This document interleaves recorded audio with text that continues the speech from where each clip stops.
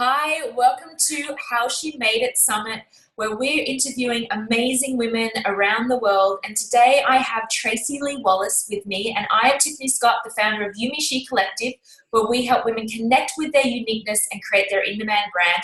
And also the founder of Sister Suppers, where we create community from within women's homes through sisterhood. And I'm so excited to share Tracey with you today because she is the founder of the self-love movement, and she is a self-love coach. Now, who does not need that? Everyone needs that. She powerfully guides her clients and shifts them from darkness and illusion into their phenomenal self. I love the way that you phrase that. So welcome, Tracey. Thank you so much. I know that we only met a couple of weeks ago, but I really felt like it was love at first sight. I saw her get on stage and her presence was full of self-love, and she talked about the self-love movement. I was like, oh my God, I have to speak to you. So I'm just so glad that you said yes to this, and you constantly just show up and radiate in such an amazing way. So share your story into the journey of your own self-love, which I know is always ongoing, but your own self-love, and why you've created a business and purpose around it.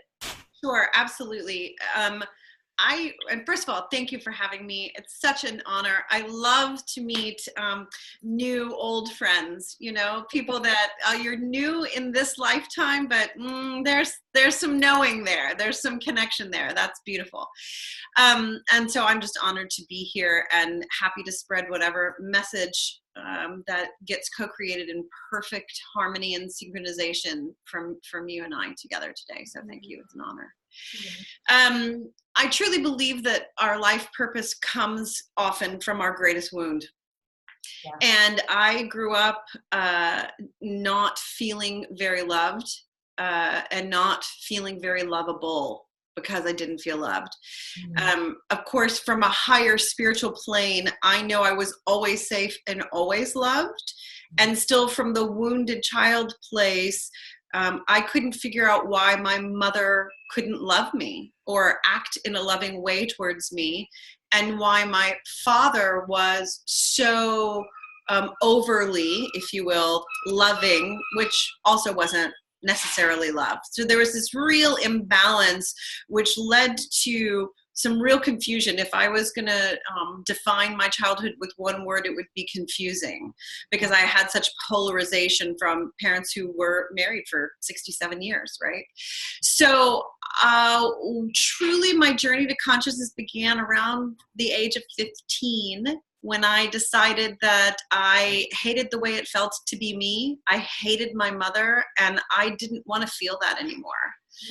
And I'm not sure why or how a 15-year-old gets to know that. It seems phenomenal to me now. Then it just was kind of my tenacious way of being.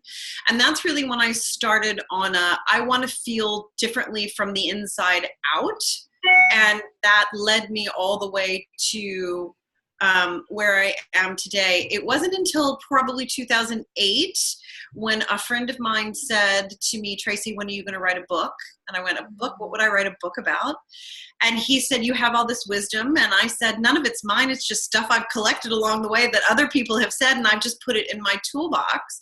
And he said, you have a responsibility to share that. And I really paid attention to, that really planted a seed in me of a higher way of like being able to give what I have amassed for myself to other people. It hadn't really occurred to me then that I was basically getting a PhD from the universe on love and how to love myself.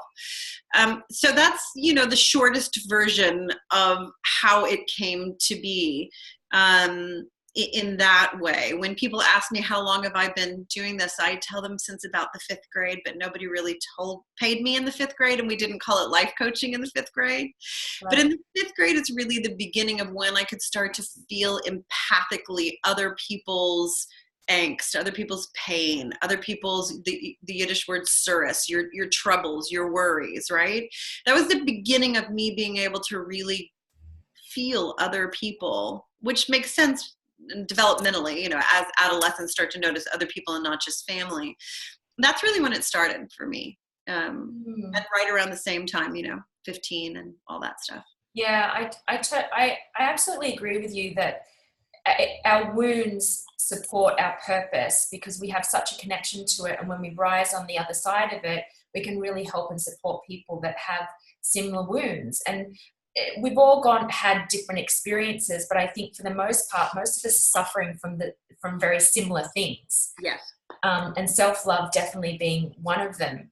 Yeah. And in a world where we're often surrounded by scarcity as well, it can be really hard to move out of that mindset of like, you know, I can love myself, therefore I can be loved, and I can create the wealth, the world that I want around me as well. So I love speaking to women throughout this series that really what they've done is they've defined their purpose in life, and then they've created a business around it, which is so beautiful that in this day and age, we have the opportunity to do that. And I feel like I really believe that women are really going to change into this new paradigm of the way that we lead and co-create together. It's so, so important.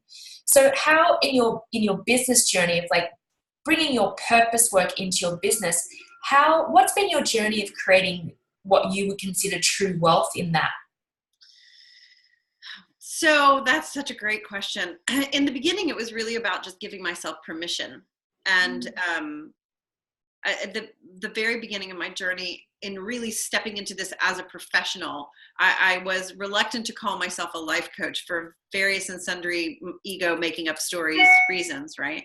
And so my very first business card said self-exploration guide. And people would look at my card and they'd go, oh, what does that mean? Right? Like, so I had to baby step myself into, and then I had to just say it out loud. This is who I am. This is what I do. This is my client. And like every time I said it, it would feel like, you know, until it got easier. Like Louise Hay talks to us about affirmations, and you pick the one that when you say it, you kind of guffaw and laugh and fall all over the place. And you say it until it's comfortable and you believe it and it becomes your truth. And then you move on to the next challenge, right? So a couple of things happened. I knew this is what I was meant to be doing. And I was in a lovely, cushy oil and gas job as a recruiter. And I thought that I was sort of doing what I'm meant to do and sort of using my gifts, but I knew that I was out of integrity with myself and I really wasn't doing it to the fullest of my ability. And so the universe saw fit to kick me out of a 22-story window. And I literally got fired for loving my job and vocalizing how much I love my job. And it was so ridiculous that I couldn't miss the perfection of it. Right? Right. And so I drove home that day simultaneously going, oh God, what's happening? And going, thank you. I get it. I totally. Yeah. So I'm brash and brassy and loud and a big, strong personality. And sometimes the universe has to speak to me in my own language, right? And I've asked for that. Don't whisper to me, for the love of God, I need you to be as loud as I am, right? So that's how it came. And from that moment forward, this is what I have done and what I have been. Not nearly as groundedly as I do now. I sat on that seesaw of get a normal job job, live your life purpose. Get a normal job job, live your life purpose. I mean, I tortured myself for a while on that seesaw, and the world reflected back to me whatever I was feeling. So if I was feeling the fear, I would have people in my life who would say, oh, what about a 401k? You can't live without a 401k, right? Or whatever it was that was their fear. And then I had people reflecting back to me how much their lives were changing just having conversations with me. And I can't not do it. I can't not do it. It's absolutely soul. I mean, when you talk about wealth, that feeling that I get watching my clients click, get it, have the aha moment, have the permanent shift, have the shift from people pleasing to embracing, taking care of themselves and being okay with that and getting that that's the most loving thing. I mean, that's the wealthiest I ever feel in the world, is when that gets reflected back to me. Yeah, that's so beautiful and such a good reminder. And I had something similar happen to me just last week where I was having a really shitty day. and just questioning everything, right? Because the journey of being an entrepreneur, it's not easy. You know, we're up against ourselves every single day. And I had replied to a client. She came back to me and she said, I'm basically taking a screenshot of this. I need this as a reminder of everything every day. Thank you, thank you, thank you, thank you. I needed this. And I was like, oh my God, that's why I do what I do. You know, it's so rewarding. So it makes it, you know, if you don't have enough money in your bank account, or you're fighting with your partner, or whatever it is, like giving and doing your purpose work and making the difference, that I agree with you. That's where the wealth really comes from. And then the money starts to show up as well. That's right. Support it. That's right. And on those days, the next time you have one of those shitty days, go read your testimonials page on your website. True. That's a good tip. That's a good tip. Right? So what would you say to women that are just starting out, that know that they're not doing the work that they should be doing? They've got a pretty good idea of their purpose work and they're just starting in their business. And I remember when I first started my business, I was scared. Oh, yeah. I was full of a lot of fear, you know, money, and is this going to work? And am I good enough? And, you know, all that sort of stuff came up. So what advice would you give to those women? The most important thing for those women is to find your tribe. You gotta find your tribe. You have to find your own personal cheerleaders, the people who you can say anything to, the people who you can say, I'm having a shit day, I'm gonna quit, I can't do it for one more minute, have I lost my mind? The people who you can say anything to, and they will love and support you and reflect back to you the truth of who you are for real. So it is about the vulnerability that Brene Brown talks about so much, and letting people know me well enough to, when I forget the truth of who I am, that they can remind me, right? Yes. So I'm really passionate about this notion of tribe mentality. I really and truly believe it is a huge part of what's ailing the world, and certainly our country and our world, is that we live in apartments. We live apart from one another, and we are not meant to live that way. We are much more pack animals than we are, you know, cats living, you know, independently out in the jungle, right? And so we need that for the days when either I'm having a great day and I need people to celebrate my greatness with me, which is also super vulnerable, or I'm having a shit day and I need somebody to just pick up the emotional slack for me, or just be with me in my lowness. Because one of the most liberating things I ever really learned is nothing's permanent. The shit day is not permanent, and the best day is not permanent, right? And in our little ego mind, we're like, oh my God, it's going to be like this forever, the good and the bad, and it's not, right? Yeah. So to have a tribe of like-minded individuals, and they're growing, we're finding each other more and more, which just delights me, because I really set the intention. I want to be surrounded by people who are endeavoring to be their best self, and by being their best self, get to make the world a better place just by being authentically them, right? 100%. We all have a different message. It's a little nuanced, and still that underlying current. So to find your tribe of other people who are going to have moments where they're scared. Some of them might be more established than you. Some of them might not be. It's not about greater than, less than. It's just about we're all where we are on our journey. I couldn't have done it. I could not. I promise I would be in some office in downtown Houston again, making a commute an hour and 30 minutes every day. I would be still doing that if it weren't for those women to carry me and encourage me. Yeah, I 100% agree with you. Sisterhood is such a key element to my own growth as well. And you and I were talking about this before we jumped on and started recording, of just having sisters around you that will call you on your shit, you know, that will raise you up when you need to be raised up, but also call you when you're like, you know what, you're not seeing this, or maybe being a little bit selfish, or just really be honest with you. Yeah. That is when you feel the most powerful, and I think the most wealthy as well. Yes. And for me, definitely the most loved. And, you know, if you look at my personal Tracey Lee bank account, not the one at Chase Bank or USAA, but the real bank account, my currency is love, period. That's the currency in my bank account. So it's not a small surprise that if you looked around my house, you couldn't possibly count the words love or the number of hearts. I mean, I don't even know when it started, honestly. And the greatest reflection of me back to me in the world is when other people see hearts in nature, or they happen upon something, they take a picture of it and they send it to me. Holy schmoly, man. That is my favorite part of being me, is that moment reflected back to me. So that my wealth, no matter what the numbers are in my Chase bank account, the amount of true richness that I feel in my personal life from what I've created around me and what I've created in the people around me, is just, it's immeasurably wealthy. Yeah, I love that. I love that reflection of the hearts being, it's like the testimonials and whatever. It's beautiful. I love it. I love it. I love it. So what would you say to women that are struggling with self-love, are struggling with wealth, are struggling with self-love, money, all of it? How do they get on track? Yeah. So you come work with me, or I mean, the very first thing to know, and the very first thing that I would say is, you are so not alone. I mean, we have a deficit of self-love in this world, and the whole notion of love thy neighbor as thyself has been shortened to love thy neighbor.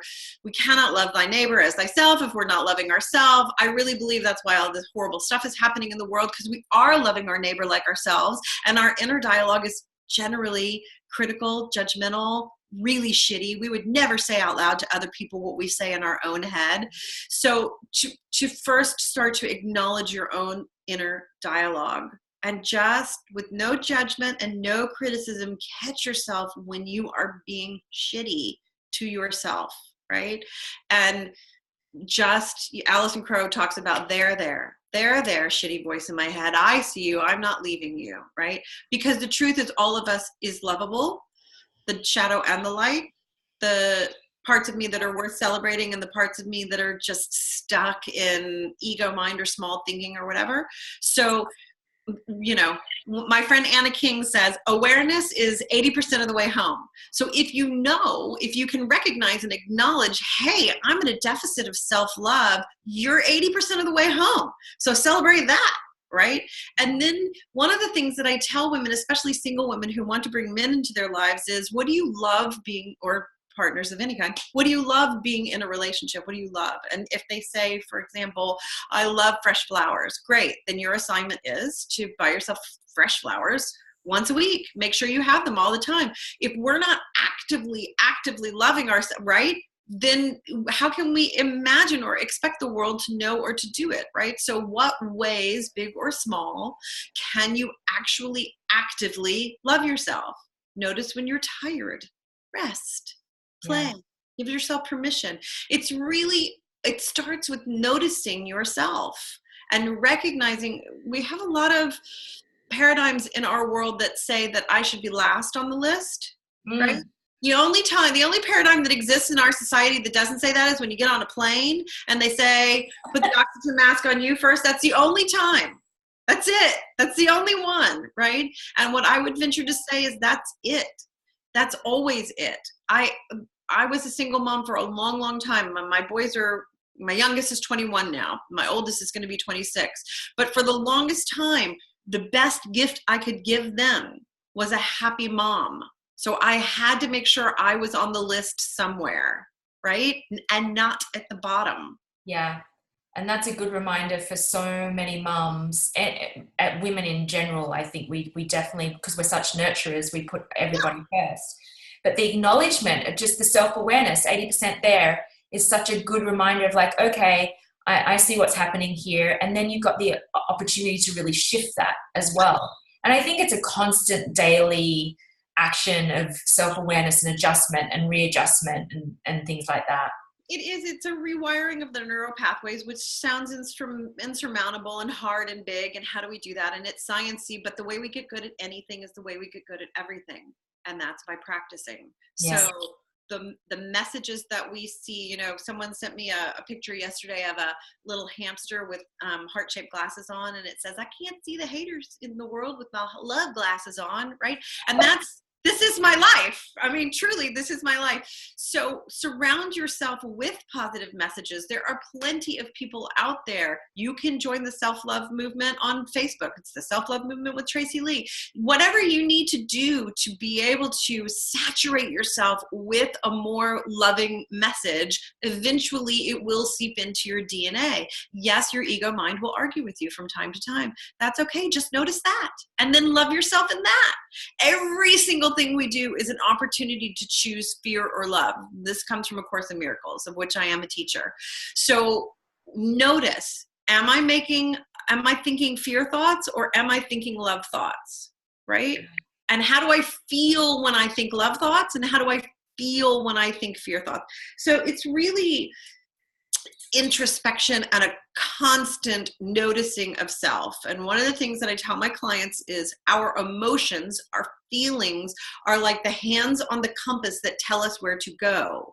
But we have to stop long enough to notice what the heck I'm feeling. And especially as women, we wake up with the go, go, go, and the got to do the list and the list of things to do. And oh my God, the list of things to do. The list of things to do is no different than breathing. It's always there. Yeah. It never, ever, ever goes away. So stop letting it beat you about the head and shoulders. Yeah. And add things to the list of things to do, like self-care. Yeah, I'm reading A Return to Love at the moment. Oh, Such a good book. I love her books, and I used to go to her talks, her live talks, Marianne Williamson's live talks in LA as well. It's such a good reminder of love is real and fear is an illusion. right. If we just can live in that space, and sometimes it feels hard and sometimes it feels woo-woo, but the more we can do it, the more we get better at it as well. And I think you're a really great example of that as well. But I'm sure you still have crappy days too, right? I absolutely do. I often say life happens to the life coach. Yes, that's so true. That's right? So true. And, my mother, the one I spoke about at the top of this conversation, my mother was really my greatest teacher.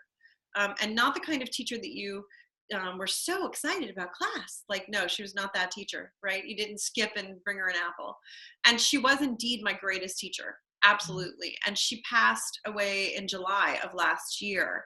So life definitely happens to the life coach. But even in that, even in her transition, the way I get to show up is authentically me. And those last 16 days of her life were so beautiful, and they were the most sacred time she and I have ever had together. And it really is because of all the work that I could show up in the way that I want to show up, unaffected by whatever has happened in the past, unaffected by any of that, just in my purest, truest, cleanest channeled self, because I've looked at all the gunky stuff and gone, ooh, there's a piece of, ew, I don't want to hold on to that. One of the things that I tell people too is I have a 3 times rule. Have you ever noticed how people will tell, or I will tell the, oh my God, let me tell you about this horrible thing that happened. And you're like, you tell the horrible thing and then you call the next person to tell them the horrible thing that happened. Why are we giving CPR to the horrible things that happen in our life? Yeah. You can tell them 3 times. And if you're working with a coach or a therapist, or you have a group you're working with, save one of them for those, right? Like, make it count. But the good stories, right? Tell those over and over and over again. Yeah. Yeah, I like that 3 times rule. I have to say, often I get sick of hearing myself that I just cut myself off anyway if I know that I'm in that negative space. Yeah. But I like that three times rule. Pick 3. I give myself permission. I give myself permission to tell it 3 times, and then I'm done. Yeah. So who's been a huge inspiration in your life? Well, it's interesting you bring up Marianne Williamson. Marianne's father, Sam, and my father were best friends. And so, really? Yeah, absolutely. I grew up going to Sunday brunch at her grandmother's house. And so she's been a phenomenal elder sister, way shower. She's my absolute penultimate. Like, I will follow in her steps as much as I possibly can. Aside from the politics, I love you, Marianne. That is just not my gig. So definitely Marianne. And then, I've studied so many people, from Wayne Dyer and Louise Hay and Deepak. And there are books that I refer to all the time. The Untethered Soul by Michael Singer is on the top of my Oh, list. I have a resource page on my website. People I'm in love with right now. John Wineland is a man, and I love men's work. I know we're talking to women, but I will say I am the mother of 3 boys. And it was very, very, very important for me raising tomorrow's men to raise men that would be attractive to me. And I don't mean that in a creepy way. I mean like men that know how to be men. And I'm not man bashing. I love them. It's very easy to see the atrocities that have been done to women over time. It's less easy to see the insidiousness of what's happened to our brothers. So I am absolutely enamored with men's work, and John Wineland is a great one. My dear friend Jordan Gray is another one who does men's work. So I really have again, I'm a boy mom, and I like boys. So I have my head tipped in that direction as well. And then in my own life, there are people whose names you won't know, or maybe you will. There's Jenny Lawson is a really good friend of mine, the blogess, and she's written several books, again, from her own stuff. Like, here's my shit, and came this amazing success, right? So women, for me, and she and I used to do the Comfort Food Club together, right? And stuff like that. So from women who we were in the weeds together, and then my closest friends who are giants and champions in my life, and my new friends like Allison Crow. And I'm just inspired by, and this may sound crazy, but even myself, I really rock. And I don't mean it from an egoic way. I mean, I know my story. I know what I've lived through. I know what I've survived. I know what I've celebrated, and feel like I've dragged my heart across broken glass, and I'm still here doing what I'm doing in the world. I inspire myself, truly. And as a teacher of self-love, if I don't put myself on the list, right? It's so I don't do it because it's what I should do. I do it really, really authentically. I am absolutely overwhelmed in a lovely way with what I've created in the world and what I continue to create and what gets reflected back to me. I love it. And so my dog's sleeping. The dog's She's barking in her sleep, and I think it's so funny because before we got on here, you're like, let me move the squeaky toys out of the room, and now my dog, I don't wake her up. I manifested dogs squeaking. It's just Look how powerful I am. So cute when they run and sleep bark. That was not a squeaky toy, it was her sleeping. I love that you put yourself in there. It's showing up fully and in the work that you do as well. And I love that you put yourself there as an inspiration, because I really believe that not enough women are connecting with their own power, their own divine truth. They're not bragging about how friggin' awesome they are. And every woman is awesome, and we're all connected. We're all sisters, and we're all brothers. And I had a reminder of that last night where I was watching one of those kind of like funniest home videos, where they, yeah, which I love, but the ones that really hurt themselves, I feel it physically in my body. My whole body like gets the kind of sensation of it. I'm sitting there last night, philosophically pondering and thinking, we truly are all connected. We truly are all connected. And the more we can start with loving ourselves, the more we can love each other. And what a better world that would be. For sure. I like to think about the grove of aspen trees, and so many people know this analogy. The aspen trees, when you look at a forest of aspen trees, they all look like individual trees, and in truth, they are the largest living organism on our planet, because they are all part of one root structure and one system. And so while they look like individuals, they're not individuals. And I can't remember, I'll have to think of who it was. A friend of mine was talking the other day about how the starlings fly together and the fish swim together. And he was saying, when we're on the highways together, and you're from LA and I'm from Houston, so we know about highways. Our brethren and sister in Austin that like to talk about traffic, they do not know. We know. Oh, I know, right? So when we're on the highway together and we're in traffic together and we're super close to each other, isn't that what we are? Aren't we judging and sensing that how close, how far, how whatever? And sure, sometimes we bump and we collide, but for the most part, that's pretty pretty awesome if you really think about it and look at it. We are synchronized swimming or flying like the starlings. So the truth is we are all incredibly, incredibly connected to one another. And I really believe that more people are waking up to that, and compassion and feeling for one another. Or some people have to ricochet the other direction and really get protective.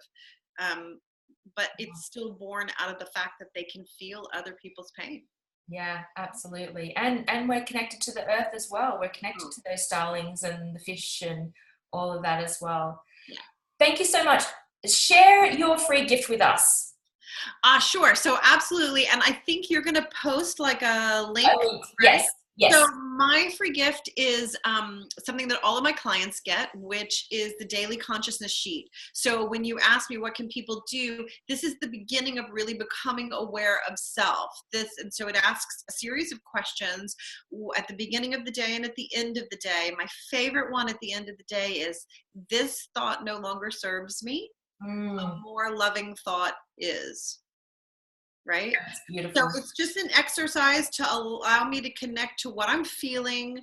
It gives you an opportunity to give yourself girls, where you can give yourself a gold star for the day and cheer yourself on. That's not an innate thing, and we've got to do that. And then a couple other little exercises. So that's beautiful. Everyone needs that. Such a good reminder. Okay, last question before we finish up. What makes you happy dance? Like, what makes you so giddy, so over the moon, that just gets you every time? Wow, there are so many things. Hot pink, hearts, any kind of hearts anywhere. I think probably my favoriteest happy moment is when my boys and I are all together and we're cooking and we're eating. And I have 2 girlfriend-in-laws, as I call them, live-in girlfriends, and we're all here together in my little house with like the dogs and it's just that. There's something about food and family and that connection that is just lovely for me, really lovely for me. But we could talk 30 minutes about things that make me jump up and down and happy dance.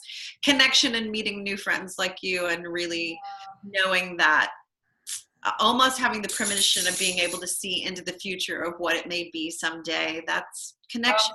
It's probably just connection. If I had to pick one word, real, tangible, palpable connection. I love it. And that is love. Connection is love. Yeah, beautiful. Thank you, Tracey Lee. I am just so glad that you said yes to this, and I look forward to playing with you much, much more and continue to help you spread the love as well. Thank you, darling. I appreciate you so much. Big love to all of you out there. Thank you.